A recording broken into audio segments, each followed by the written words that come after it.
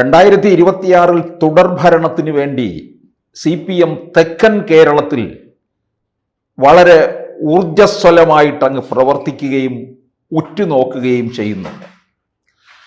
ഇപ്പോൾ തിരുവനന്തപുരം ജില്ലയിലെ 13 നിയമസഭാ മണ്ഡലങ്ങൾ LDFിൻ്റെ കൈവശമാണ്. ഒരെണ്ണം UDFിൻ്റെ കൈവശവും.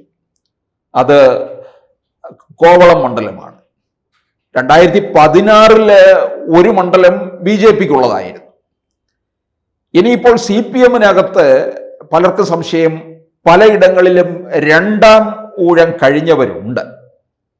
2 തവണ മത്സരിച്ച് വിജയിച്ച് MLAമാരായിട്ട് നിൽക്കുന്നു. 3-ാം തവണ അവർക്ക് കൊടുക്കുമോ? ഇപ്പോൾ അതിൽ വരുന്നതാണ് ഇപ്പോൾ പാറശാലയും ഹരീന്ദ്രനും നെയ്യാറ്റിൻകരയിൽ ആൻസലനും കഴക്കൂട്ടത്ത് കടകംപള്ളിയും കാട്ടാക്കടയിലെ IB സതീഷും ഒക്കെ. അതുപോലെ നമ്മൾ പാറശാലയും നെയ്യാറ്റിൻകരയും കാട്ടാക്കടയിലേക്ക് ഒന്ന് വന്നു കഴിഞ്ഞാൽ, ഈ കാട്ടാക്കട മണ്ഡലം എന്ന് പറയുന്നത് ഇത് മലയോര മേഖലയാണ്. പഴയ ആര്യനാട് മണ്ഡലത്തിൻ്റെ, ഇന്നത് അരുവിക്കര മണ്ഡലം എന്നാണ് അറിയപ്പെടുന്നത്. സ്റ്റീഫനാണ് അവിടുത്തെ MLA, ഇപ്പോൾ ശബരിനാഥിനെ പരാജയപ്പെടുത്തി. ആ പഴയ ആര്യനാടിൻ്റെ കുറച്ച് ഭാഗവും പഴയ നേമം മണ്ഡലത്തിൻ്റെ ഭാഗവുമാണ് ഈ കാട്ടാക്കട മണ്ഡലം.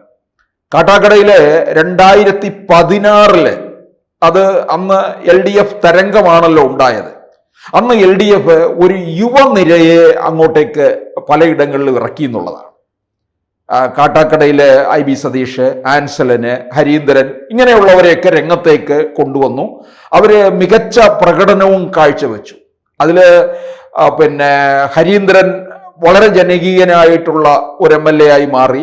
ആൻസലന്റെ കാര്യത്തിൽ മാത്രം അല്പം പരാതിയും പാർട്ടിക്കകത്തും ഒക്കെ എതിർപ്പ് നിൽക്കുന്നുണ്ട്. അത് ഒരുപക്ഷെ 3-ാം ഊഴത്തിലേക്ക് പോകാൻ സാധ്യതയില്ല. പക്ഷെ ഹരീന്ദ്രനെ അവിടെ മാറ്റിക്കഴിഞ്ഞാൽ അതിന് തത്തുല്യമായിട്ടുള്ള ഒരാളെ കൊടുക്കാനായിട്ട് ഒരുപക്ഷെ CPMന് ബുദ്ധിമുട്ടുണ്ടാകും. പക്ഷെ കാട്ടാക്കടയിലേക്ക് വരുമ്പോൾ, കാട്ടാക്കടയിൽ IB സതീഷാണ്. IB സതീഷ് 2016 അവിടെ ആദ്യം മത്സരിക്കുന്നത്. അതിശക്തമായിട്ടുള്ള മത്സരമാണ് കാട്ടാക്കടയിൽ നടക്കുന്നത്. മുമ്പ് N ശക്തൻ അവിടെ വിജയിച്ചു വന്നിട്ടുള്ളതാണ്.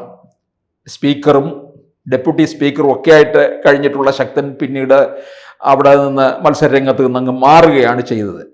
2016 IB സതീഷ് ജയിക്കുമ്പോൾ ഏതാണ്ട് 1000-ലധികം വോട്ടിൻ്റെ ഭൂരിപക്ഷം മാത്രമേ ഉണ്ടായിരുന്നുള്ളൂ. 2021 ആ ഭൂരിപക്ഷമൊക്കെ അങ്ങ് കൂടുകയും ചെയ്തു എന്നുള്ളതാണ്. അന്ന് BJP അതിശക്തമായി മുന്നേറുന്ന ഒരു മണ്ഡലം കൂടിയാണ്. ഈ മുസ്ലിം വിഭാഗത്തിൻ്റെ ഏതാണ്ട് ഒരു 10-35,000 മുസ്ലിം വോട്ടർമാരുണ്ട്. അതുപോലെ തന്നെ നാടാർ വിഭാഗത്തിൻ്റെയും ജാതി സമവാക്യം നല്ലപോലെ നിൽക്കുന്ന ഒരു മണ്ഡലം കൂടിയാണ് കാട്ടാക്കട.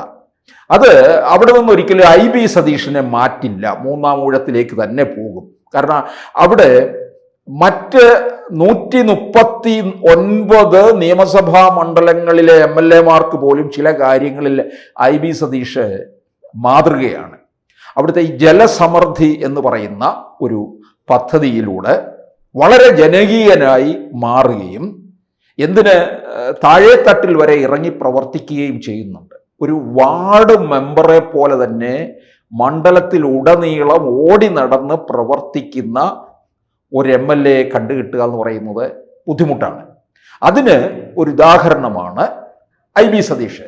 IB സതീഷിനെ അവിടെ നിന്ന് മാറ്റിയാൽ പാർട്ടിക്ക് ബുദ്ധിമുട്ടുണ്ടാക്കും. അത് കാരണം അതിൽ പറയാൻ കാരണം BJP അവിടെ അതിശക്തമായിട്ട് മുന്നേറുകയാണ്. തിരുവനന്തപുരത്ത് 4-5 മണ്ഡലങ്ങൾ BJP ശ്രദ്ധ കേന്ദ്രീകരിക്കുന്നുണ്ട്. അതിലൊന്ന് കാട്ടാക്കടയാണ്.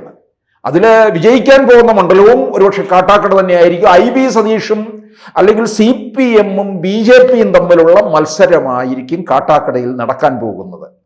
BJP തിരുവനന്തപുരത്ത് നോട്ടം ഇട്ടിരിക്കുന്നു പറഞ്ഞാൽ കഴക്കൂട്ടത്ത്, നേമത്ത്, കാട്ടാക്കടയിൽ, വട്ടിയൂർക്കാവിൽ, തിരുവനന്തപുരം എന്നീ മണ്ഡലങ്ങളാണ്. അപ്പോൾ തീർച്ചയായിട്ടും അതിശക്തമായ മത്സരം. കാരണം PK കൃഷ്ണദാസ് 2016 വന്നിട്ട് 38,000 വോട്ട് അവിടെ പിടിച്ചു എന്നുള്ളതാണ്.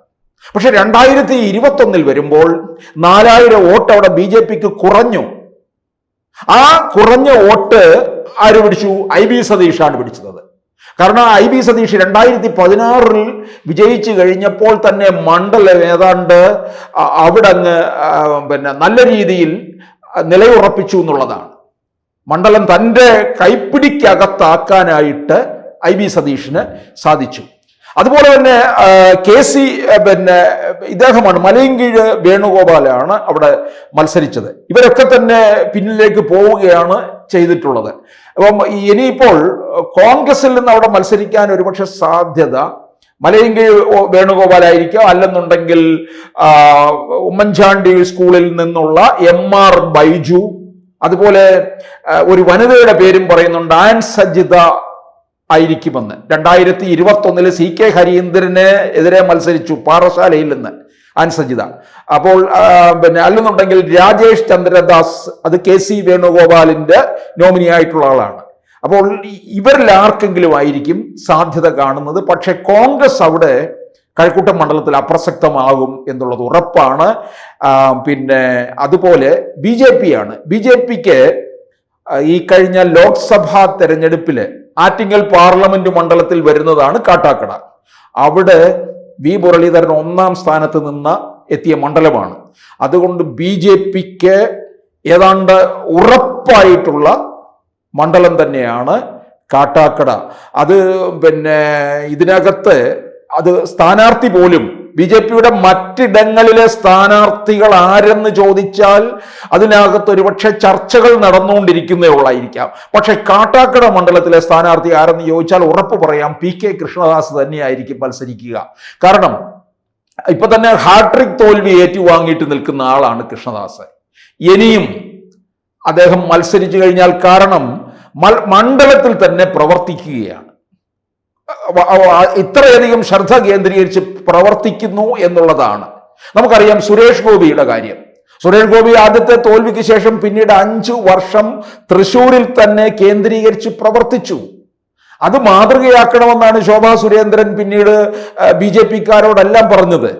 ശോഭാ സുരേന്ദ്രനാണെങ്കിൽ എവിടെ മത്സരിച്ചു കഴിഞ്ഞാലും ആ മണ്ഡലമാകെ ഇളക്കി മറിച്ച് BJPക്ക് അനുകൂലമായിട്ടുള്ള മണ്ണാക്കി മാറ്റുകയും ചെയ്യും. BJPയിൽ പിന്നീട് ഉടനെ അടുത്ത മണ്ഡലത്തിലേക്ക് കൊണ്ടുപോകും ശോഭാ സുരേന്ദ്രനെ. എവിടൊക്കെ കേരളത്തിൽ മത്സരിപ്പിക്കണമോ അവിടെയെല്ലാം തന്നെ ശോഭ BJPക്ക് അനുകൂലമായ ഒരു സാഹചര്യം ഉണ്ടാക്കുന്നു. നമ്മൾ കണ്ടതാണ്. 2016 ശോഭാ സുരേന്ദ്രൻ പാലക്കാട് മത്സരിച്ചു. 2016 ശേഷം പിന്നീട് 2021 വന്നിട്ട് കഴക്കൂട്ടത്ത് മത്സരിക്കുന്നു. 2019 ആറ്റിങ്ങൽ പാർലമെന്റ് മണ്ഡലത്തില്, 2024 ആലപ്പുഴ പാർലമെന്റ് മണ്ഡലത്തില്. ഇവിടെ ആറ്റിങ്ങൽ പാർലമെന്റ് മണ്ഡലത്തിൽ 2,40,80,000 വോട്ടാണ് നേടിയത്. ആലപ്പുഴ പാർലമെന്റ് മണ്ഡലത്തിൽ 2,99,000 വോട്ട് നേടി എന്നുള്ളതാണ്. അപ്പോൾ BJP പലയിടത്തും ഭീഷണി ഉയർത്തി നിൽക്കുന്നുണ്ട്. കാട്ടാക്കടയിൽ അപ്പോൾ എന്തായാലും PK കൃഷ്ണദാസും IB സതീഷും തമ്മിലായിരിക്കും ഏറ്റുമുട്ടാൻ പോകുന്നത്. അവര് തമ്മിലുള്ള ശക്തമായ മത്സരമായിരിക്കും. IB സതീഷ് വളരെ ജനപ്രിയനാണ്, മണ്ഡലത്തിന് കളവുറപ്പിച്ച് നിൽക്കുന്ന ആളാണ്.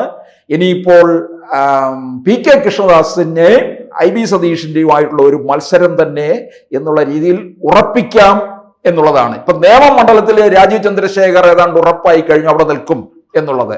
അതുപോലെ തന്നെ ഉറപ്പായിട്ടും ഉറപ്പാക്കി കഴിഞ്ഞ ഒരു സ്ഥാനാർത്ഥിയാണ് കാട്ടാക്കട മണ്ഡലത്തിലെ PK കൃഷ്ണദാസ്. അപ്പോൾ അവിടെ BJPയും CPM-ഉം തമ്മിലുള്ള പോരാട്ടമായിരിക്കും. കൂടുതൽ വാർത്തകളും വിശേഷങ്ങളും നിങ്ങളിലേക്ക് എത്താൻ ABC മലയാളം സബ്സ്ക്രൈബ് ചെയ്യുക, ബെൽ ബട്ടണും അമർത്തുക.